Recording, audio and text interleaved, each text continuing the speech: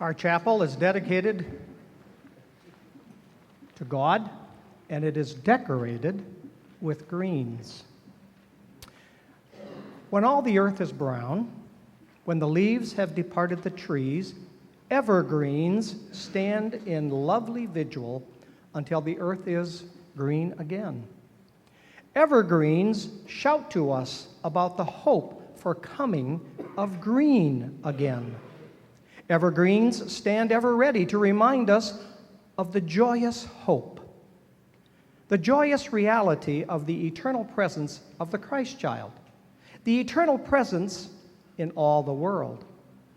Evergreen, everlasting, eternal, green branches, they are all a part of our preparation, our waiting.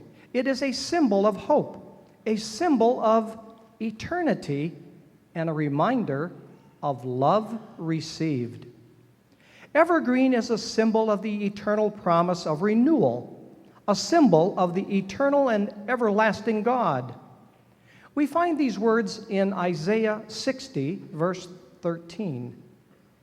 The glory of Lebanon shall come unto you, the fir tree, the pine tree, and the box together, to beautify the place of your sanctuary. Our forefathers called the procuring of these evergreens bringing home Christmas.